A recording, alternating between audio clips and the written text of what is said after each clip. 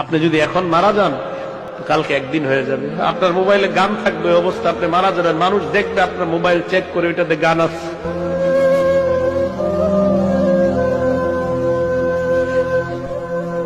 আপনি এখন মারা গেলে মানুষ আপনার মোবাইলে চেক করে দেখবে এটাতে গান আছে, সিনেমা আছে।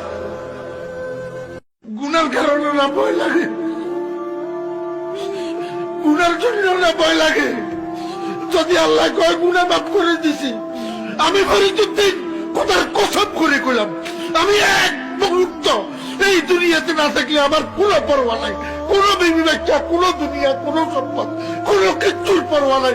আমার আল্লাহ আমারে মাফ করে দিই, এখন উঠাই নিলে আমি লাভবাই কথা আদায় কে।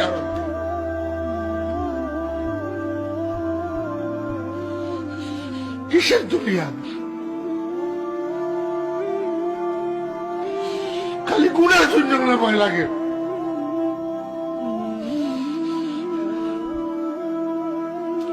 ইমানদারের কিসের করোনা ভাইরাস? ইমানদারে কেমনে করোনা ভাইরাসের ভয় করে? করোনা ভাইরাসের ভয় করা মানে মৌতকে ভয় করা, মৌতের ভয় করা এই মুনাফিকের আলামত। নওজোয়ান, তোমার মতো বয়সীও তো কত মানুষ কবরে আছে, আছে না? সে মরলো কেন ভাইয়া? বেকুব দেখে না, তুমি চালাক দেখে মরো না। না,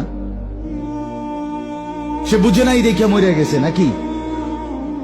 তো মালিক দয়া করেছে বলেই তো আমি আর আপনি এখনো বেঁচে আছি।